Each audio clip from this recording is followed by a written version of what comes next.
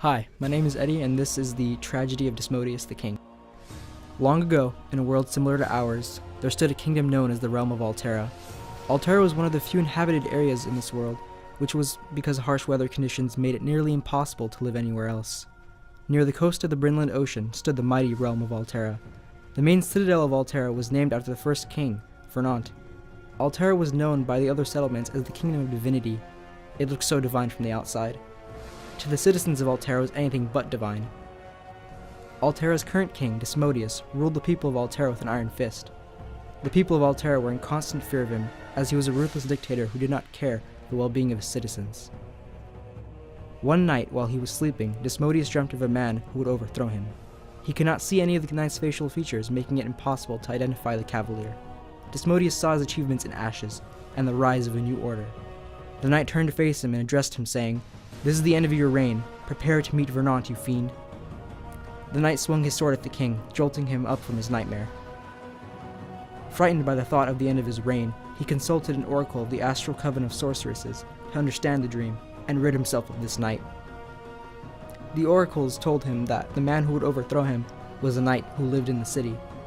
The king immediately thought of the divine knights, who were a class above any other knights and followed orders directly from Desmodeus himself. The king gathered the royal court of Rimbor, made up of the men he trusted, and explained the circumstances of his dream and the prophecy behind it. The royal court assured him that no single knight could overthrow centuries of order.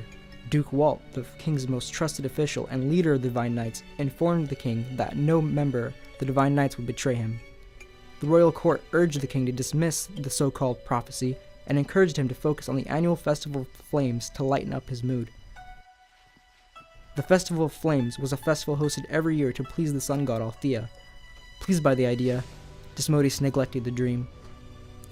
Once the Festival of Flames had begun, the King Desmodeus began enjoying himself, as his citizens were celebrating. He sat above the partying citizens who were only enjoying themselves to please the king, as they were frightened of him. The laughing of the people were abruptly stopped by the screams of the people.